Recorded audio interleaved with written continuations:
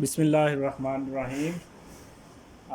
जैसा कि आपको मालूम है कि हम अपनी दो तीन वीडियोस हम इस पर बना चुके हैं कि रेडियो एक्टिविटी और रेडियो एक्टिव डिके की जो बेसिक्स हैं वो हम डिस्कस कर चुके हैं। न्यूक्लियर स्टेबिलिटी और न्यूक्लियर स्टेबिलिटी के जो फैक्टर्स हैं, एक मैजिक नंबर हमने डिस्कस किया था और न्यूट्रॉन प्रोटॉन रेशियो के हवाले से हमने स्टेबिलिटी बेल्ट को डिस्कस किया था।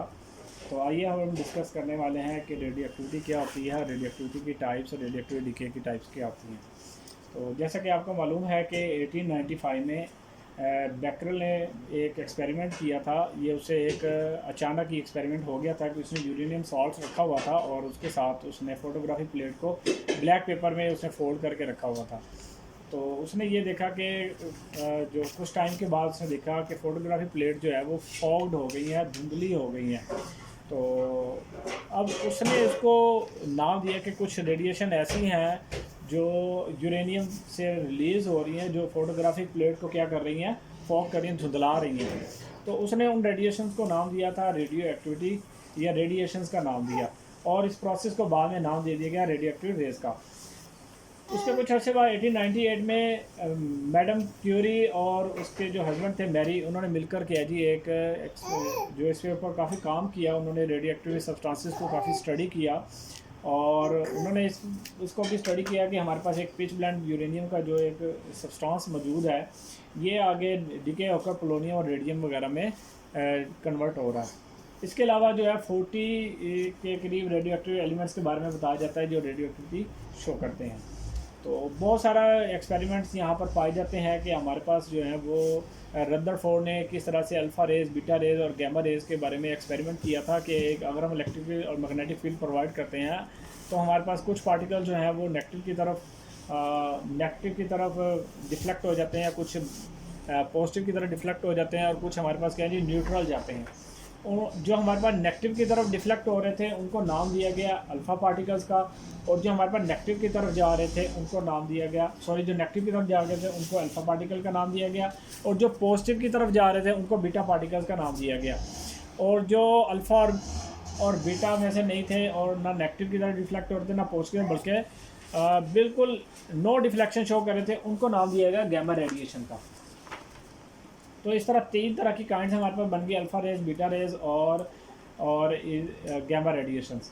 तो अल्फ़ा पार्टिकल्स और इनके दरमियान में जो प्रॉपर्टीज़ की जो डिफरेंस है, जो प्रॉपर्टीज़ को स्टडी किया गया वो क्या क्या थी। अल्फ़ा पार्टिकल बारे में जो स्टडी किया गया, पहली प्रॉपर्टी ये पॉजिटिव पार्टिकल्स होते हैं, हीलियम के न्यूक्लाई उनको कहा जाता है। बीटा में जो थे वो नेगेटिव पार्टिकल थे, इनको बीटा पार्टिकल्स या इलेक्ट्रॉन्स का नाम भी दिया जाता है। गैमा रेडिएशन न्यूट्रल होते हैं, न्यूट्रल पार्टिकल्स का नाम दिया गया।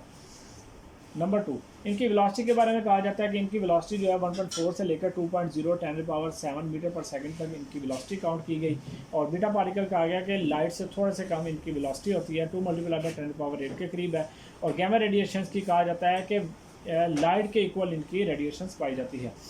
और जो अल्फ़ा पार्टिकल अगर इनको गैस में से पास आउट किया जाता है तो इनकी आयोनाइजेशन काफ़ी हद तक ये शो करते हैं, गैस की आयोनाइजेशन कर देते हैं, इनकी आयोनाइजेशन पावर अल्फ़ा पार्टिकल की ज़्यादा होती है, जबकि बीटा पार्टिकल की लो आयोनाइजेशन होती है दैन द अल्फ़ा पार्टिकल, और गैमा रेडिएशन की दोनों से कम आयोनाइजेशन पावर होती है। नंबर 4, अगर हीलियम के न्यूक्लाई को जिंक सल्फेट या किसी भी फोटोग्राफिक प्लेट से जो है ना वो स्ट्राइक करवाया जाता है जिंक सल्फाइड से, तो वो ल्यूमिनेसेंस की पावर शो करते हैं, यानी कि चमक आ जाती है, ठीक है, और ग्लोनेस शो करते हैं। और बीटा पार्टिकल्स का ये इफेक्ट जो होता है, ल्यूमिनेसेंस का इफेक्ट वो कम होता है और रेडिएशन का इन दोनों से कम होता है। नंबर 5, इनकी पेनिट्रेशन पावर जो होती है वो कम होती है। अगर आप कोई शीट, कोई पेपर वगैरह, एल्यूमिनियम की फॉइल भी हल्की सी अगर लगा देते हैं तो वहाँ तक ये स्टॉप हो जाते हैं। बीटा पार्टिकल की 100 टाइम्स ग्रेटर होती है दैन द अल्फ़ा पार्टिकल्स के लिए पेनिट्रेशन पावर, और गैमा रेडिएशन की इन दोनों से 10 to 100 टाइम्स जो है वो बीटा पार्टिकल से ज़्यादा होती है, यानी कि इन दोनों से ज़्यादा हाई पेनिट्रेशन पावर शो करते हैं।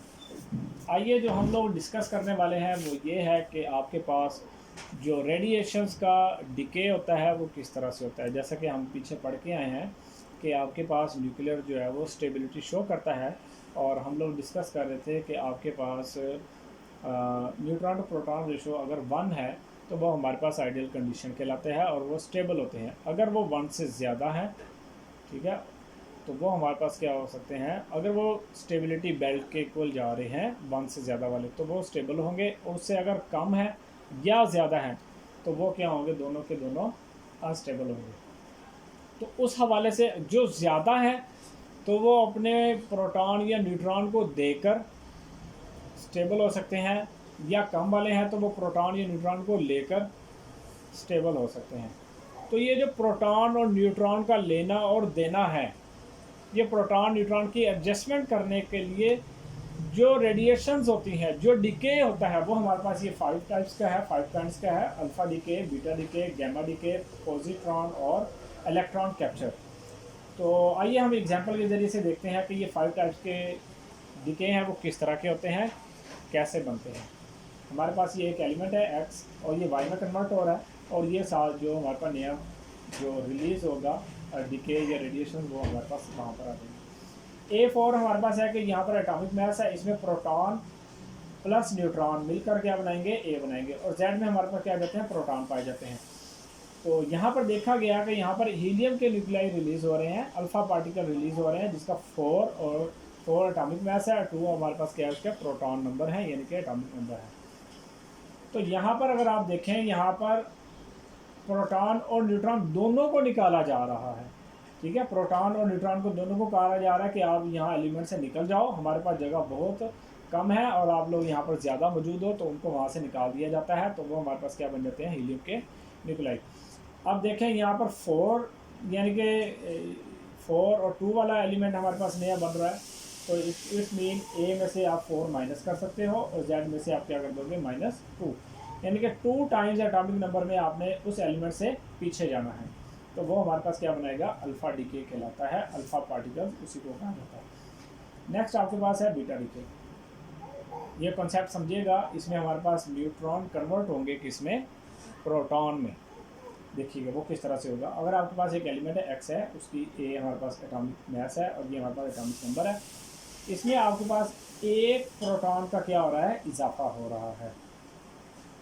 ठीक है, तो होता क्या है असल में, जो न्यूट्रॉन है, न्यूट्रॉन के बारे में आपने पढ़ा होगा कि न्यूट्रॉन में आपके पास प्रोटॉन और नेगेटिव पार्टिकल दोनों पाए जाते हैं न्यूट्रॉन में, जो उस न्यूट्रॉन को क्या कर देते हैं, न्यूट्रल कर देते हैं। तो इसमें जो न्यूट्रॉन होगा, इसमें से नेगेटिव पार्टिकल क्या रिलीज हो जाएगा, उसका नेगेटिव पार्टिकल रिलीज हो जाएगा।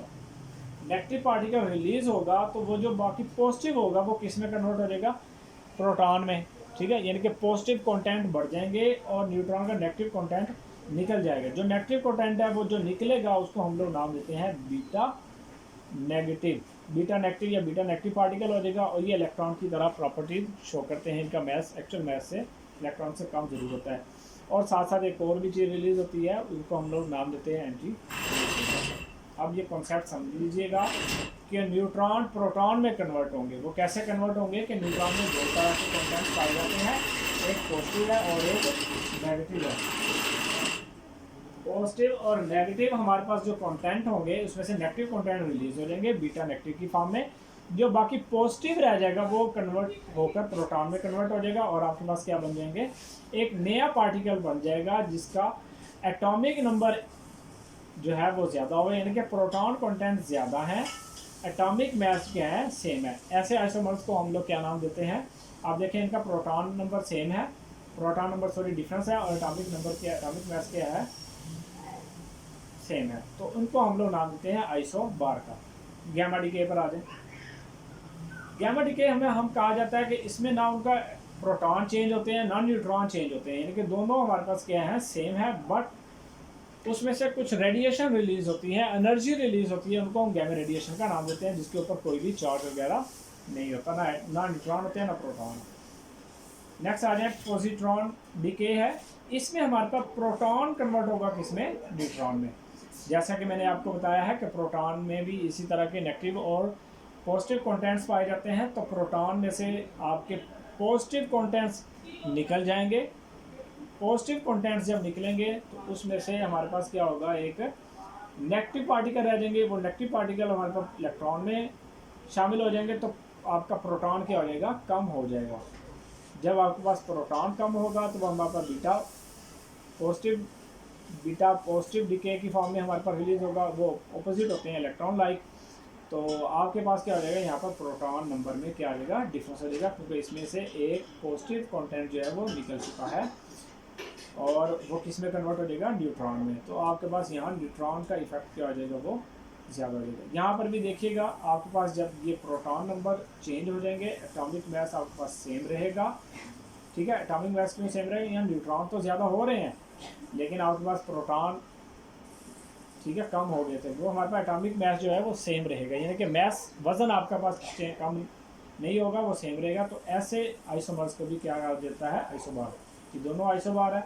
यहाँ पर एक बीटा नेगेटिव पार्टिकल रिलीज हो रहा था, यहाँ बीटा पॉजिटिव पार्टिकल रिलीज हो रहा है, यहाँ +1 का इजाफा हो रहा था, यहाँ -1 का इजाफा होकर मास में चेंजिंग आती है। तो इनको हम लोग पॉजिट्रॉन डिके का नाम देते हैं कि आपके पास ये पॉजिट्रॉन लाइक हमारे पास ये पार्टिकल रिलीज होते हैं, बीटा पॉजिटिव जिनको कहा जाता है, और न्यूट्रिनो साथ कुछ मास वाले निकलते हैं। इलेक्ट्रॉन कैप्चर, यहाँ पर देखिएगा कि यहाँ पर आपके हमारे पास जो एक एलिमेंट मौजूद है वो ना इलेक्ट्रॉन, ना इनमें से कोई भी प्रॉपर्टी शो नहीं करता, वो एक इलेक्ट्रॉन को क्या करता है, कैप्चर करके वो चेंज हो रहा है किसमें, एक नए पार्टिकल में, उसके प्रोटॉन में हमारे पास क्या हो रहा है, इसी तरह चेंजिंग आ रही है प्रोटॉन नंबर में, और ये वही आइसोबार बनाएंगे और इनका एटॉमिक मास जो है वो सेम रहेगा। और ये इलेक्ट्रॉन कहाँ से कैप्चर करते हैं, ये इलेक्ट्रॉन कैप्चर करते हैं के शेल से, न्यूट्रॉन जो है उसको कैप्चर करके, प्रोटॉन को कैप्चर करके अपने अंदर ले आते हैं, और हमारे पास क्या हो जाता है, आपके पास उस प्रोटॉन की रेशो क्या हो जाती है, कम हो जाती है यहाँ पर। और आपके पास जो फिर के शेल से इलेक्ट्रॉन जो अंदर न्यूक्लियस में जाते हैं, तो लाजमी बात है के शेल में इलेक्ट्रॉन कहाँ से आएंगे, तो वो भी क्या करते हैं, बाहर से इलेक्ट्रॉन को, किसी और शेल से इलेक्ट्रॉन को हासिल कर लेते हैं। जब वो हायर शेल से जब लोअर शेल की तरफ हमारे पास कोई इलेक्ट्रॉन आता है तो वो क्या करता है, रेडिएशन रिलीज़ करता है, वो एक्सरे की फॉर्म में हमारे पास कुछ रेडिएशन भी रिलीज़ होती है। तो उम्मीद है आपको ये 5 तरह की डिकेज और उसका कुछ इंट्रोडक्शन रेडिएशन का समझ आया होगा। तो अगर आपको पसंद आए तो लाइक कीजिएगा और शेयर कीजिएगा। Thank you for watching. अल्लाह हाफिज़, टेक केयर।